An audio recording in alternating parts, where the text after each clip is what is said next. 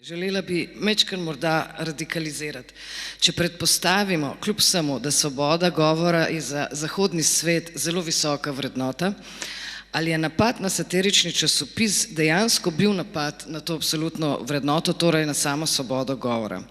Ali ne govorimo o takšnem napadu šele takrat, ko želijo neki centri te ali one družbene moči, ki so seveda prevladujoči, imajo prevladujoč vpliv, utišati neka stališča, ki jih pač ne želijo poslušati oziroma jim pač škodujejo. Islamski skrajneži gotovo niso prevladujoča, ampak marginalizirana družbena skupina v Evropi in v tem primeru v sami tej gesti vidim pravzaprav bolj šolski primer nekega terorizma, ki ga v Evropi zelo dobro poznamo, pa govorimo o rdečih brigadah, govorimo o ETI, govorimo o ERI in tako naprej. Se pravi, ali ni šla morda vsa polemika, ki se je osredotočila na to, ali je bila s tem napadena svoboda govora, pravzaprav stran od samega problema. Tukaj je šlo za brutalni napad, šlo je za uboj, šlo je za umor, se pravi, tukaj je bila kršena nek velevnik, ki pravi ne ubijaj, ki je najbrž v vseh jezikih enako razumljiv in najbrž tudi vsem kulturam enako razumljiv. Ja, jaz bi rekel zelo preprosto, da je šlo za napad, umor na ljudi in ni šlo za napad na svobodo govora. Svobodo govora to ne zadane.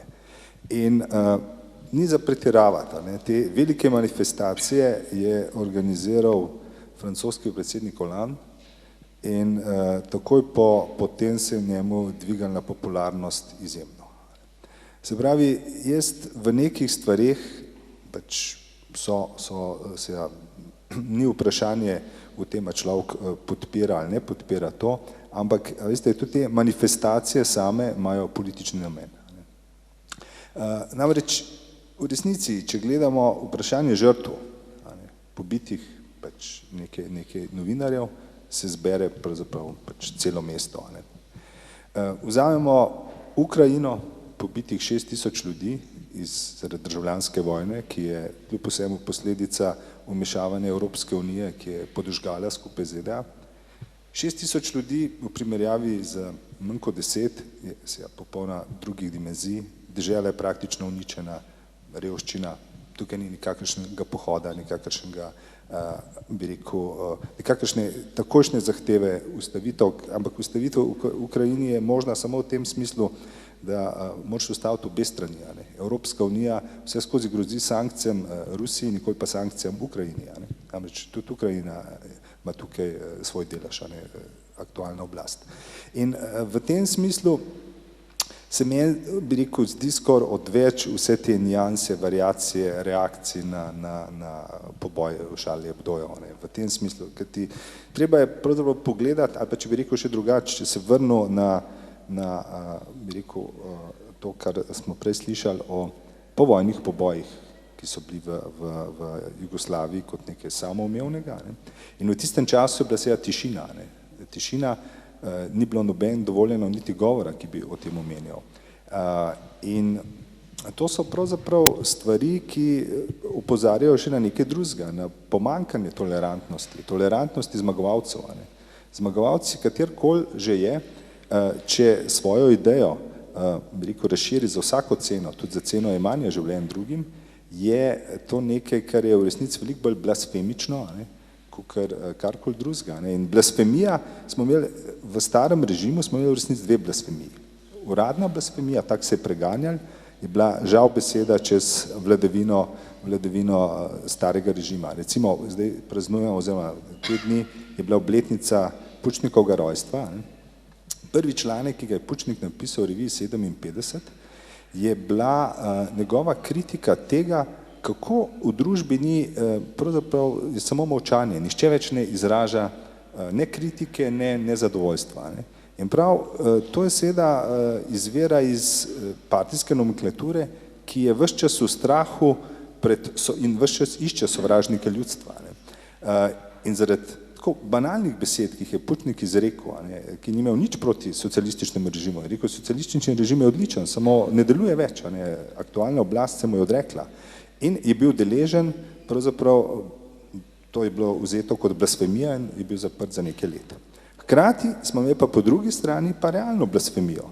blasfemijo, kot je bilo požiganje oziroma podiranje cerkev, pobijanje ljudi, vse mogoče, ki pa ni bilo, nikoli se ni izrekla, da je to pravzaprav blasfemija, zato ker za sabo ni imela moči. Blasfemija, da lahko deluje v svoji polnosti, rab še nek represivni aparat za seboj. Da ta, ki je blasfemik, da ga lahko seveda tudi za silo bi rekel, eliminiraš, uničiš, ukrotiš, karkoli je. In sodobni čas je pa seveda paradoksalen v tem, ker saj po Evropi je postala blasfemija sam en izmed govorov, zoper katerega ni nikakršne, bi rekel, institucionalne sile.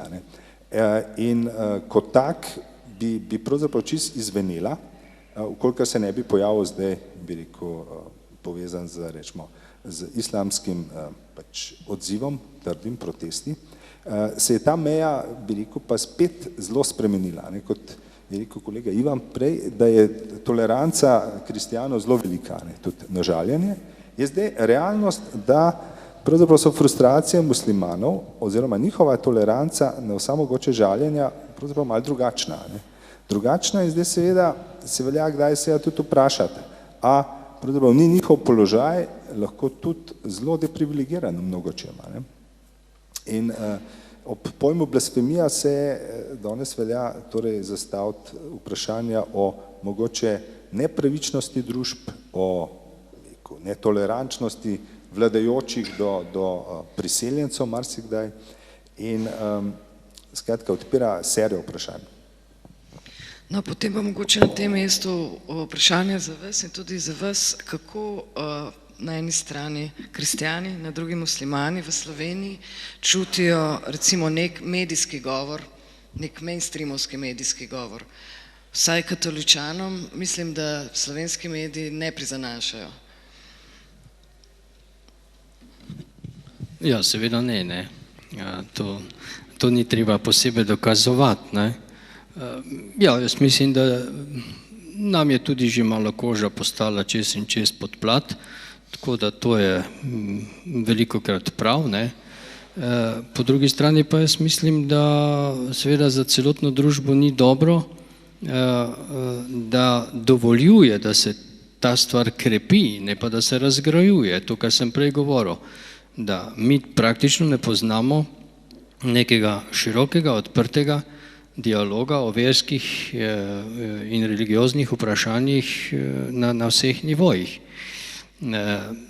Recimo v prvem desetletju po osamosvojitvi smo imeli veliko podobnih omizij, kjer smo se različni pogovarjali. Zdaj že 15 let skoraj tega nimate, na ta način. Se vam zdi se prostor zaprl? Prostor se je zelo zaprl, predsodki so se povečali in jarki so še bolj globoki, kot so bili po mojem kadarkoli, če gledam zdaj po osamosvojitvi. Tako da to ni dobro in mislim, da bi nas tudi ti primeri iz drugot morali spodbuditi k temu, da si rečemo, potrebno je začeti drugačne poti obirati, zato da tudi pri nas ne bo prišlo do česa podobnega. Bi pa še eno stvar, če smem dodal, ko govorimo o tem evropskem kontekstu, pa o krščanstvu, na eni strani pa recimo o islamu, na drugi strani pa izven evropskem kontekstu. Ja, kristjani smo le z evropskim kontekstom drugače rasli tudi skozi novoveško misel, kakor muslimani. Zato je za nas na vse zadnje svoboda tudi vrednota, ki je povezana s svobodo veroizpovedi.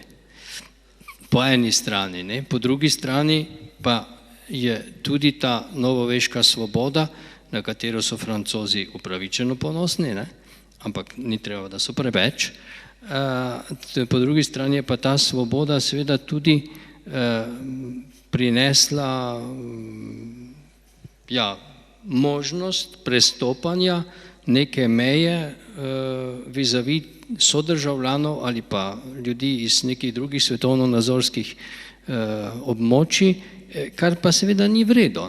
In to več, jaz mislim, da to več ni svoboda. Svoboda, ki ni odgovorna do svobode drugega, to je razpuščena svoboda ali kako bi človek imenoval, to je podivjana svoboda. To ni prava svoboda. Prava svoboda je vedno spoštljiva in spoštuje svobodo drugega. In znotraj takega okvira smo seveda vsi Evropejci zrasli. Zato imamo najbrž to zadevno tudi v družbenem, političnem kontekstu drugačno mero tolerance, kot je recimo to morda v nekih državah, kjer so muslimani v večini, tako da ta razlika seveda obstaja in to je tudi treba upoštevati in tu pa bi rekel tako, muslimani, ki živijo v evropskem kontekstu, bodo morali znati tudi s tem živeti, tako kot moramo znati mi, ampak do neke meje. Če tako govori,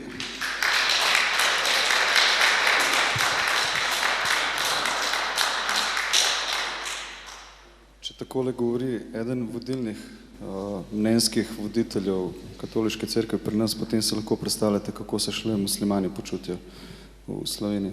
Govorimo o medijskim prezentacijah, to se dogaja vsakodnevno. Tako da bom začel z eno anekdoto in sicer zdaj so zelo burne razprave tako na Facebooku, forumih, vseh možnih spletnih straneh in tako naprej glede tega zakona o istospolnih porokah.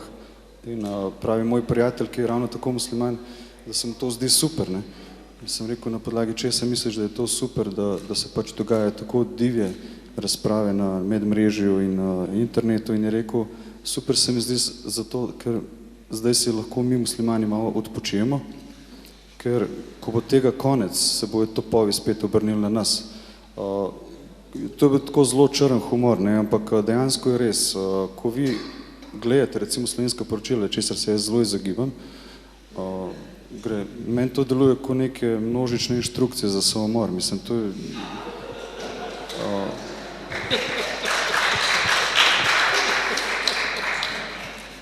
Ne, lejte, se ni treba biti preveč inteligenten. Glejte, ali Pop TV ali TV Slovenija, se ni neke velike razlike. Začnejo z korupcijo ponovadi, z stečaji, delavci imajo vedno manj pravic, vedno manj dela, vedno nižje pokojnine so in tako naprej. Potem seveda sledijo slavni muslimančki, ki so spet nekaj znoreli.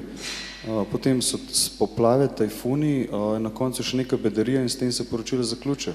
Vi, če to gledate dolgoročno, se pravi vsak dan, rezultat je lahko samo en. Vi boste postali depresiven, apatičen, zafrustriran in izjemno jezen človek. In jaz tega nočem doživeti v svojem osebnem življenju.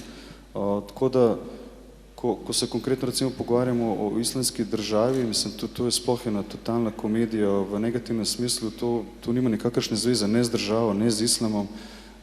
Se tej skupinici, ki šteje po nekih neuradnih podatkih, v bistvu bi Američani morali vedeti, koliko jih je točen, ker ima občutek, da to ni kar tako spontano se pojavlja. Po nekih informacijah ne bi bilo teh ljudi med 30 in 60 tisoč. Zdaj, če je muslimanov na svetu 1,6 milijarde, je teh 30 do 60 tisoč od približno 0,004%, tam neki. Ti ljudje dobijo ogromno medijskega prostora. Tako v poročilih kot v spletu, kot v časopisih, ne samo v Sloveniji, ampak v globalnem smislu. In potem vseh ostalih 99,99 odstotka muslimanov, ki imajo recimo bogato tradicijo, kulturo, zgodovino, kulinariko in tako naprej, ne morejo priti noter. Ni šans, zelo težko. Tako da jaz sem osebno doživel v septembru in oktobru, bil sem tudi kandidat za župana na Jesenicah, koliko to poznate, uspel mi je priti celo v drugi krog, bilo je zelo pestro. Jaz sem takrat doživel medijski naval, to je bilo neverjetno. Mene so poskušali na vse možne načine vključiti v ta neki medijski prostor, da se povežem s Sirijo. Doživel sem sledeče, kliče me novinarka nacionalne televizije in reče, dober dan, a ste vi ta pa ta? Ja, jaz sem, izvolite. Pravi, gospa, jaz sem pa že na poti s televizijsko ekipo na Jesenice in želimo dobiti vašo izjavo o bradah. Sem jaz držal telefon, sem rekel, gospa, kar ostanite v Ljubljani, pa pojte doktor Jožetu Mencigerju, on ima tudi brado. Spustim telefon, drug dan je klicala komercialna, jaz sem to doživel vsak dan. Jaz sem imel občutek, da me poskušajo dati pred kamero v smislu, jaz sem v kontekstu Sirije, nekega čudnega konflikta, spopada in potem bo to meni znižalo možnosti na volitvah. To je bil moj osebni občutek. Drug dan me kliče komercialna televizija in pravi, Dober dan, mi bi pa prišli po vašo izjavo, sem rekel, glede česa, ja, lejte, zdaj Sirija je problem, sem rekel, zakaj je Sirija problem za Slovenijo? Ja, imamo 2 slovenska državljana na bojišču dol. Rekel, gospa, to je problem varnostno-obveščevalnih služb, policije in tako dalje, jaz verjamem, da bo oni to imeli pod kontrolo, jaz pa vidim dejansko veliko bolj problem pri nas 120 000 brezposelnih. To tukaj, pri nas, pod nosom jih imamo. Zakaj se ukvarjamo z 2, ki sta šla na bojišče v Sirijo? Tako da ta diskurs, ki se nekako forsira skozi medije, mainstream medije, je izjemno negativen. Vi dobite občutek, da ste nadomestili to novo pozicijo Judov v nacistični Nemčiji.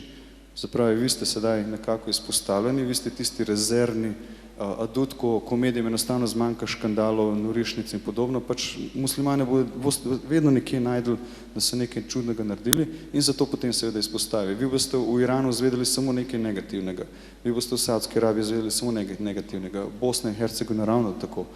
Ni pozitivnih informacij, samo negativne. In po padcu Berlinskega zida, po padcu komunizma 1989, človek ima občutek, da ta globalni sovražek, ki mora upravičevati določene resurse, oboroževalno industrijo, izmišljanje konfliktov in tako naprej, so pač muslimani nekako v globalnem smislu najbolj ustrezni za to funkcijo, nažalost.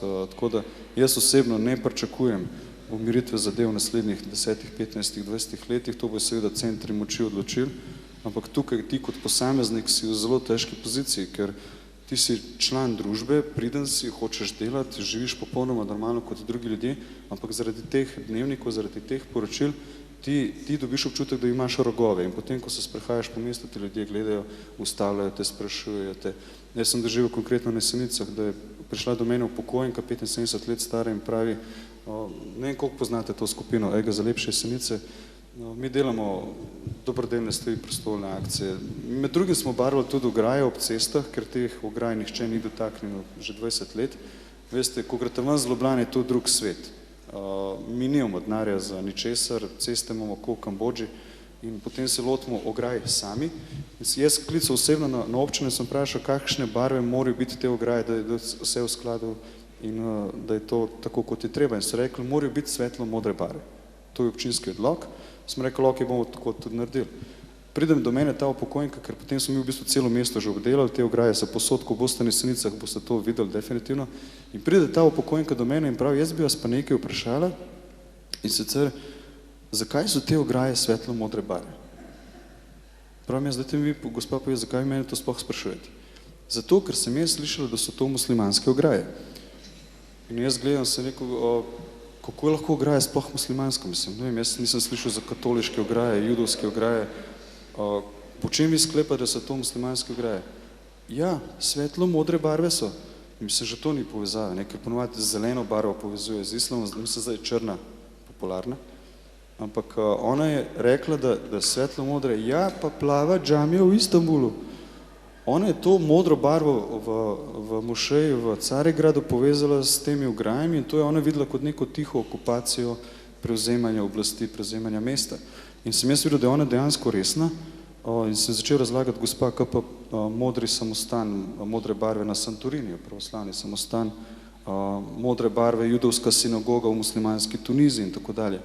To so mediteranske barve, ampak odloki občinski, tako da mi v bistvu sledimo tem in česem drugim. In je nekako zbegano gledali in je šla stran meni, še danes ni jasno, sem je sploh uspel prepričati ali ne, ampak to mi doživljamo. In večina teh ljudi nima stikov z muslimani, ne vedo kaj preveč o sami religiji, o sami družbi, kulturi. To, kar vidijo na televiziji, vzamejo zdravo za gotovo, ker menijo, da so novinarji avtoriteta. Se pravi, če novinar reče, da so agresivni, potem so dejansko agresivni. In ti kot posameznik potem to poskušaš spremeniti in je zelo težko, ker imaš ta občutek, ne, ti govoriš, ne, zdaj vas recimo tukaj 60-70, jaz govorim, upam, da me dojemate kot iskrenega človeka, ampak zunaj je pa še 300 000 Ljubljančanov, ki zdaj verjetno so malo prej gledali dnevnik. Kaj so videli, jaz se lahko samo predvidevam. Zdaj so že v deprimirajočem stanju. Ja, tako da jaz do teh 300 000 Ljubljančanov ne morem priti, ne, in je nekako Sizifovo delo, ne, ampak ostajamo optimist, tako da bomo se trudili naprej. Bernard, vaš Ja. motorij? Vsekakor gre za fenomen simplifikacije sveta. Namreč Recimo, jaz sem bil zadnjič presenečen, slučajno sem nekje ujel na neki spletni strani zgražanje, češ kako na Jesenicah islamisti poleg drugega se ukvarjajo z tečaji arabščine. Meni se zdi, da imam pač ta naravni odnos do veselja do jezikov, se mi zdi čudovito, če se kakšnega jezika uči. Ampak kaj se dogaja? Ne samo, da ni pravzaprav diskusij. Če vzamemo, v družbi imamo ponavadi, kadar imamo okrogle mize, je na Slovenskem postalo moderno enomiselno. Skratka, dobijo se ljudje, ki med sabo ne bojo kontrirali. Televizije so praktično ukinile oddaje, kjer je možna razprava, kjer je čas. Imaš lahko recimo za par minut, ampak da bi vzela 1 uro, 2, zbrala ljudi, ki lahko argumentirajo svoje stališča in jih potem izkrijo, to izgineva. Izgineva seveda tudi zanimanje za kakršenkoli detajl. Mene recimo pri tej islamistični državi zanima nekaj, pravzaprav kljub vsemu ima očitno neke podpore tam, kjer je. In kaj, zakaj, kjeri ljudje so podpirajo, zakaj jih podpirajo, kaj v tem vidijo eventualno dobrega ali pa boljšega napram oblasti, ki tam je bila, ampak o tem ne zvemo seveda nič. Skratka, da bi, po drugi strani smo živeli v deželi, ki je producirala ideološko notranjega zunanjega sovražnika. In jaz, ker vidim, se to nadaljuje. Ta simplifikacija, svet, recimo Putin je slab na celi črti, oni so dobri, islamisti, arabci so slabi, dobri, ker ne rabaš ti pravzaprav nobenega detajla, nič te ne zanima, kako nekje živijo, kaj se dogaja, kakšen tip recimo šolstva imajo, karkoli. Zadošča, da ti uvrstiš neko gibanje, neko deželo med slabe in si zadovoljen. Ta potreba po tem etiketiranju in razlaganju manihejskega sveta je s pomočjo medijev postala v resnici popolnoma dominantna. In konec koncev, če vzamemo to zdajšnjo, tole našo predreferendumsko dilemo, jaz pravim, to sta obe strani imata močne in zelo smiselne argumente.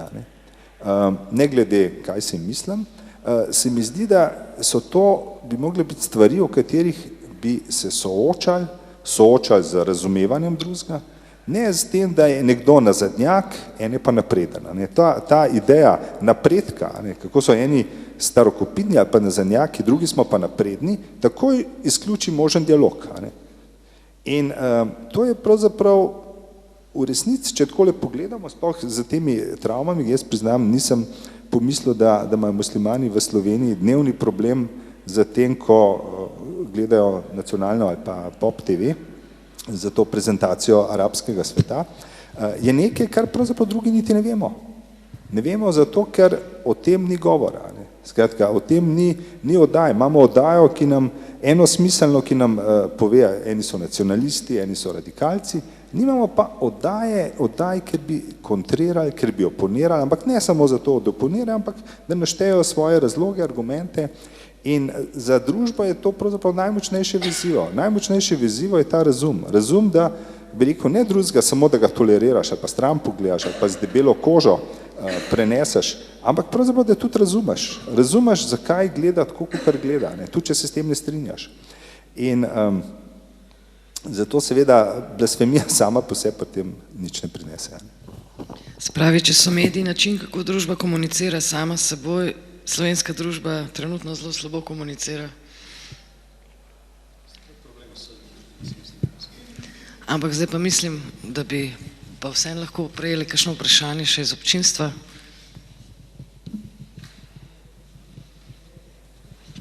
Gospa.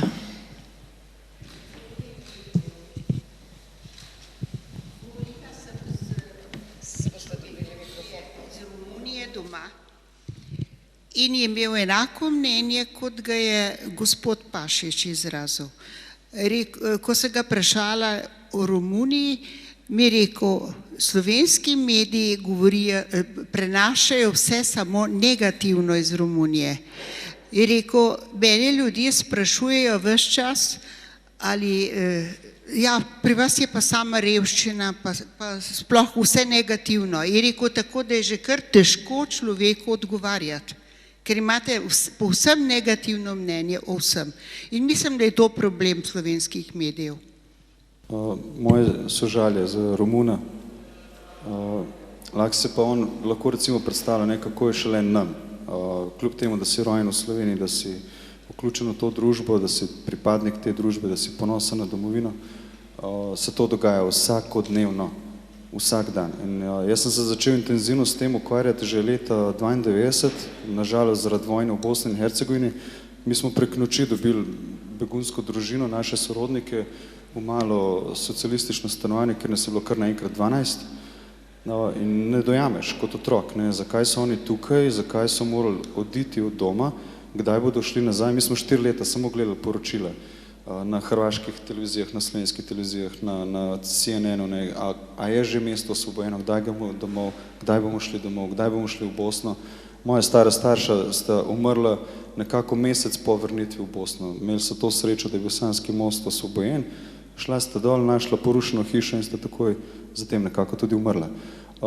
Te frustracije v bistvu sem jaz doživljal že kot otrok in začneš preučevati, brati, pisati in nekako ugotavljaš, da od leta 92 do danes ni nekega večjega pozitivnega premika. V bistvu imaš občutek, da gremo mi še bolj v negativno smer in to, kar ste sami izpostavili, da mediji pri nas, pa vse drugod ni neke velike razlike, da ne boste mislili, se konstantno piše samo o negativnem, v vseh primerih.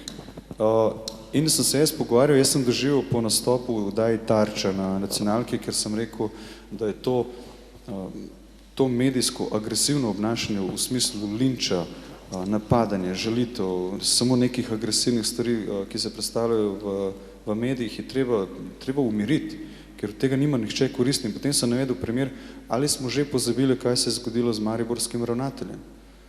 Človek ni zdržal, doživel je medijski linč, ni zdržal, šel je pod zemljo in zdaj je družina zgubila karkoli že je, zgubila je očeta, zgubila je moža in ta človek se ne bo več vrnil. In sem navedel konkretno primer Slovenskih novic, jaz sem potem drug dan dobil klic njihovega urednika in on je hotel sestanek z mano, da oni pa niso tako slabi, da oni pa niso tako negativni. In ko smo se pogovarjali, sem jaz omenil, zakaj pri nas ni časopisa, ki bi pisal samo pozitivne stvari. Da ti z veseljem zjutraj vstaneš, greš v trafiko, dajte mi dober dan časopis in odpreš in je lepa novica in je lepa novica. In mi je on rekel, da je bil že poskus v slovenskem časopisu, na časopisnem prostoru, jaz ne poznam tega primera, bil sem tu 6 let in je baje neslavno propadel. Se pravi, ta časopis se ni prodajal, ljudje ga niso hoteli in je on meni hotel dopovedati, da mi kot družba v bistvu smo samo zrcalno sliko teh medijev. Oni dajo kri, mi hočemo kri. To je bil njegov odgovor, njegov argument na moj predlog, da se naredi časopis s pozitivnimi novicami. Tako da mi kot družba moramo delati tudi na tem, vsak posameznik mora delati na tem, da širimo pozitivo, da ni vsaka špaga kača. Jaz bi samo z besedo vsem malo obranil novinarje. Namreč problem, kakor ga jaz vidim, ni v novinarjih. Recimo, če imamo zgodbo, negativne zgodbe z Romunijo, je razlog pravzaprav zelo preprost. Če moraš ti narediti nek članek ali pa neko oddajo pred svojega računalnika, potem boš posurfal naokoli, pogledal, katere teme so v drugih spletnih omrežjih in boš to, bi rekel, recikliral. Skratka, namesto, da bi imeli mediji princip, da bi investirali v svoje vsebine, poslali nekoga za par dni, teden v Romunijo in bi naredil tam reportažo, nekaj doživel, videl, pravzaprav poročajo, ne da bi kam šli in kaj videli. In to pa potem najbolj enostaven način ob tej hiperprodukcije pa, da recikliraš to, kar imaš vse posod, bi rekel, pred nosom in ta, bi rekel, iskanje hiperdobička v medijih pravzaprav povzroča to banalizacijo, bi rekel, vesti in idej, ki jih časopisi in televizije širijo. To je en del problema, drug del pa morda tudi to, da medijev se ne sme nikoli imati kot nečesa, kar je zunaj družbe, ne stoji na nobenem posebnem piedestalu zunaj družbe in ne opazuje, ampak je del te družbe, se pravi, v dobrem in v slabem so tudi mediji del te družbe. Še kakšno vprašanje? Predvidevam, da če bi doktor Šuhec kandidiral v Mariboru za župana, ne bi dobil nič manj prijaznih vprašanj, kot ste jih dobil vi. Mogoče bi naslednjič, ko bojo naslednje volitve, razmislil, če bi kandidiral pod kapo SD-ja in se boste temu izognil.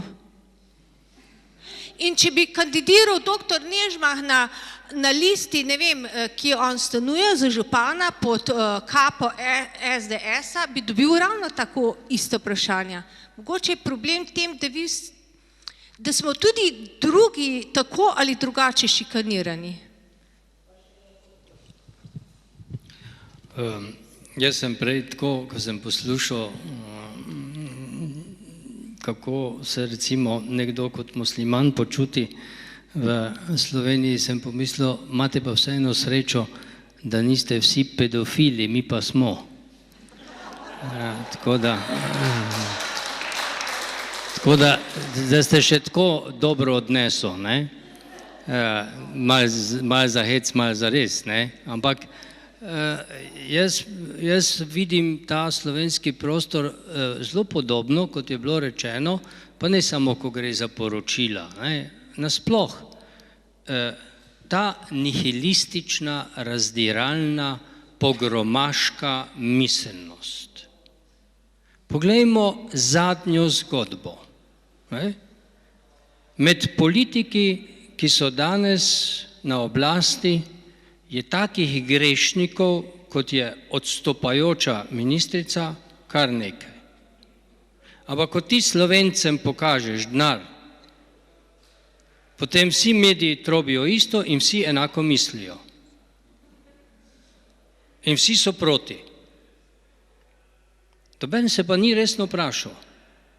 Ja, kaj pa vsi ostali? Jaz sem na univerzi. Pa nekaj vem, kaj se tam dogaja, ne?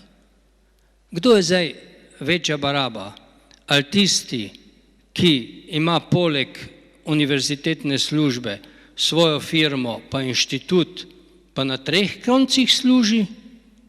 Ali pa tisti, ki znotraj univerze služi na ta način, da recimo dobi projekte?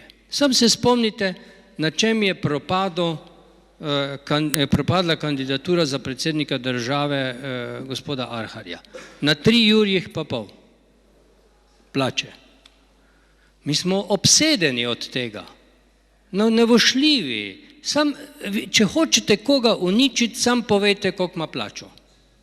To ne velja samo za sindikaliste, ker tisti pa imajo lahko 5 jurjev, ne?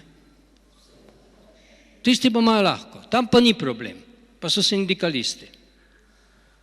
Tako da ta nihilistična miselnost, ta razdiralna miselnost, ta pogromaška miselnost ni samo, se strinjam, mediji so samo odraz neke vsesplošne mentalitete, ki je v Sloveniji. Ampak ta miselnost govori o tem, da pravzaprav mi nimamo nobenih vrednot, za katere smo se dogovorili, da so naše skupne vrednote. Mi nismo dogovorjeni, ker mi smo kot demokratična družba dogovorna družba. In mi danes nismo dogovorjeni v tem prostoru, katere stvari so vrednota in katere niso.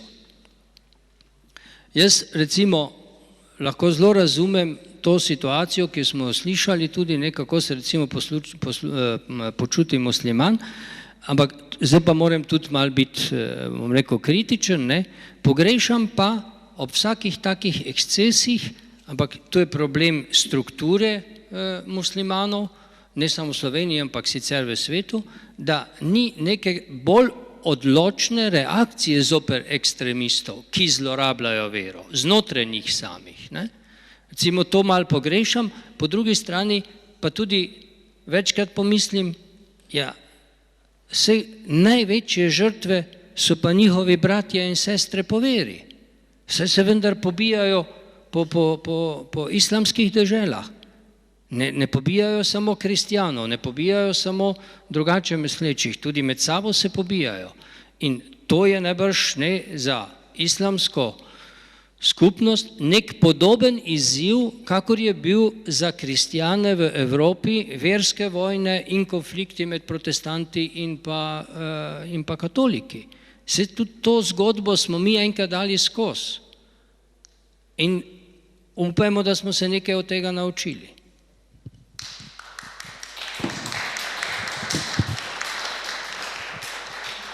Še kakšno vprašanje z publike? Ali lahko jaz gospe? Seveda, pardon. To, kar je gospod Štuhec omenil, da omenite plačo, pa se zadeva spremeni. Jaz sem mogoče imel to prednost, da sem brezposeln. Pri meni ne morete plače omeniti, ker je nimam. Kako bi gospod doživel zgodbo, če bi kandidiral v Maribor, jaz ne vem. Jaz vem, kaj sem jaz doživel osebno, to so moje izkušnje. Poleg teh stvari, ki sem jih omenil, sem doživel udor v elektronsko pošto, doživel sem anonimno prijavo, da sem baje kupil orožje in da sem grožnja Jeseničanom. Imel sem pogovor s kriminalisti, ker sem jim dokazoval, da 23 let izobrazbe mi ne pade na pamet taka neumnost.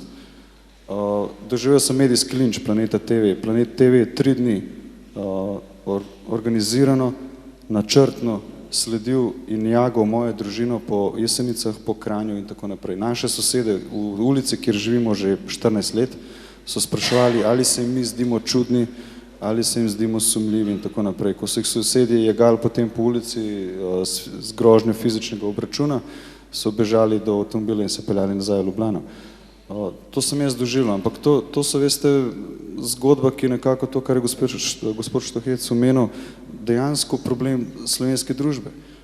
Ne glede na to, kdo si, kaj si, ne, ta faušija, to parceliranje, kdo si, kaj si, čigav si in podobno, je še vedno prisotno. To je dejansko res in jaz upam, da se s mlajšimi generacijami, ki so nekako bolj odprtih glav, saj upam, da so, bo to nekako v dolgih letih po tem počasnem procesu, da se bo zadeva nekako normalizirala, ker mi na tak način ne moramo razvijati države.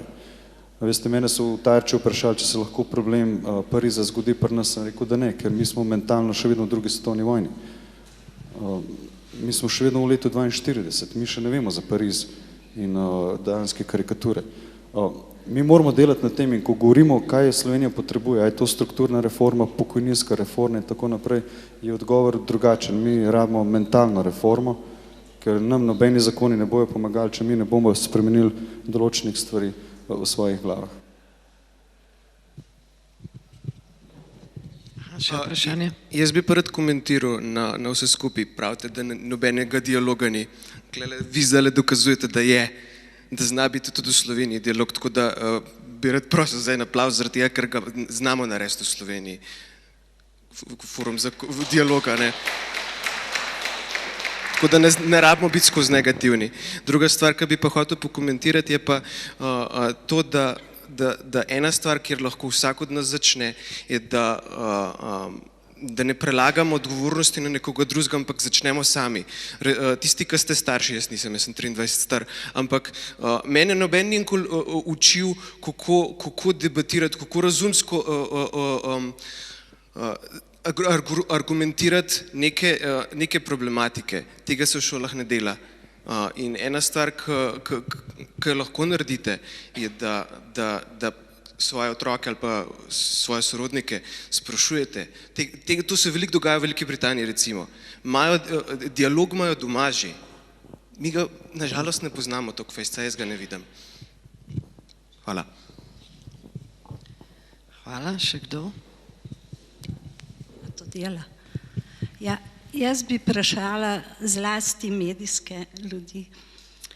Kaj vi mislite o blasfemiji v Evropi, če politično satirični časopis ne bi smel objaviti tistega, kar on misli objaviti? Samo to. A ima pravico ali nima te pravice? Kdo zdaj koga žali? Če mi utišamo nek medij, smo ga utišali, zakaj? Da nismo svobodni, a ne? Da pridem na začetek pa na Evropo, da ne bomo sami jokali po slovensk. Kako koga zatiramo? In zakaj je kdo zatiran? Se pravi, čeprav razumem vaše vprašanje, je, ali kdo od gostov misli, da je treba takšne časopise, kot je Charlie Hebdo, prepovedati? Ja. To je vaše vprašanje? Moje vprašanje je, če sme sploh eksistirati. Ker če se deklarira kot politična satira in politično-satirični časopis, ima vso pravico, da napiše, nariše karkoli. A je tako, a je to svoboda ali jo ni?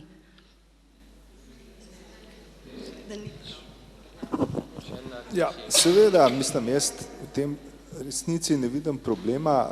Konec koncev svoboda predpostavlja, da lahko izdajaš katerekoli časopise, v katerih seveda ne pozivaš na nasilje, nasilno obračunavanje s kom drugim. V tem smislu je to irelevantno, a je meni tak medij všeč, a ga berem ali ne, in to je pač normalna cena demokracije, cena svobode, in jaz mislim, da je to ena velikih vrednot.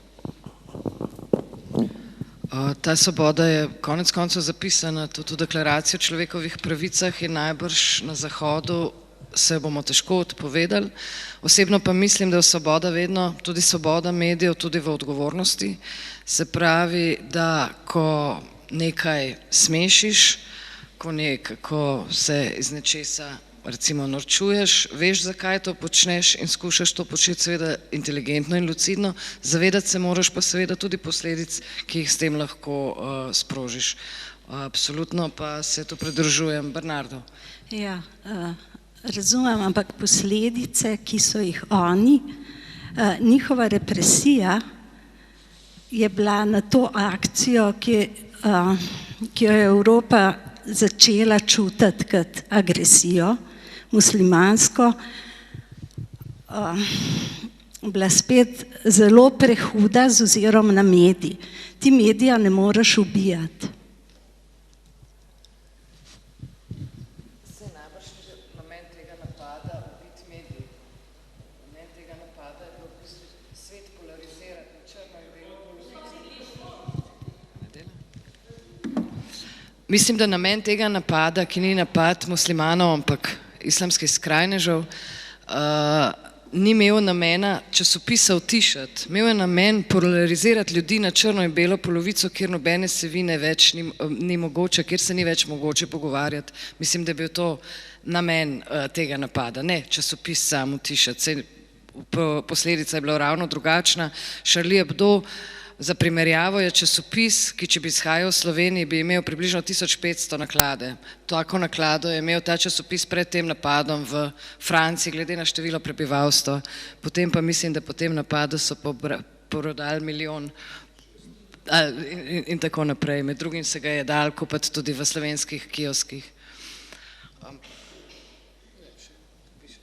Jaz mislim, da zdaj smo to debato malo preveč, po mojem, samo skoncentrirali na medijski prostor. Medijski prostor je eden izmed prostorov v Sloveniji, ni edini, je zelo močan vpliv, kaj počne medijski prostor, o tem ni dobenega dvoma, ampak tudi sicer na drugih ravneh ni nič kaj bistveno drugače in bistveno boljše.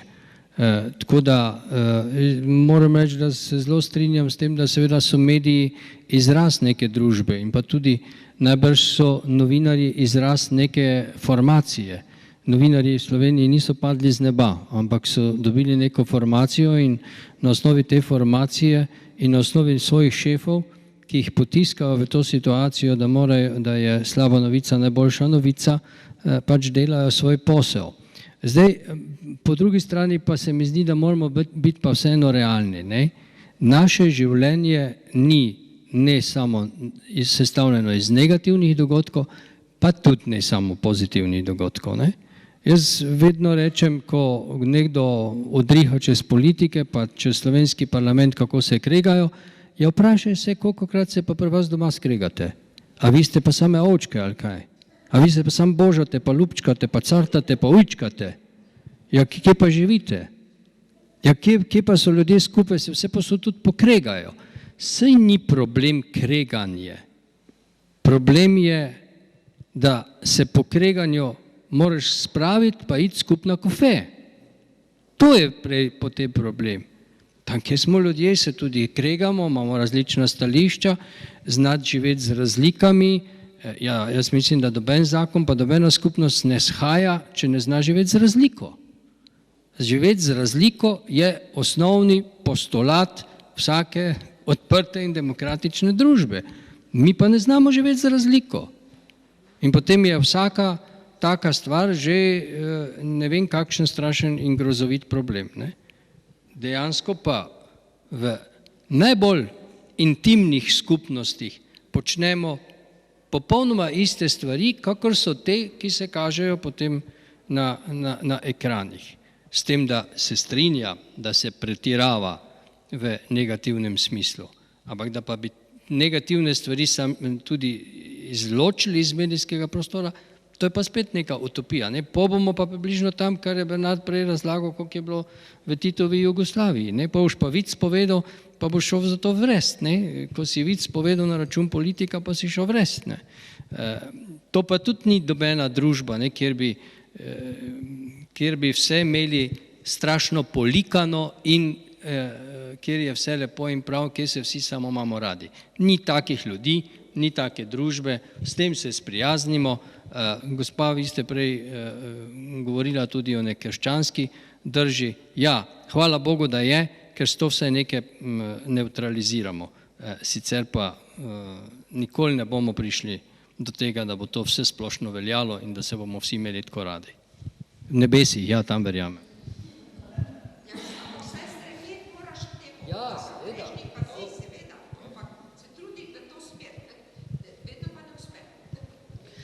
Glede na čas, ki nam je nekako potekel, mi javljajo tukaj iz druge vrste.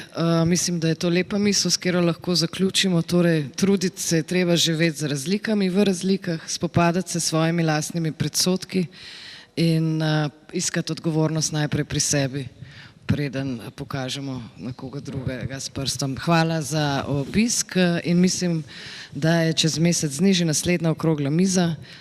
Jo boste vi napovedali.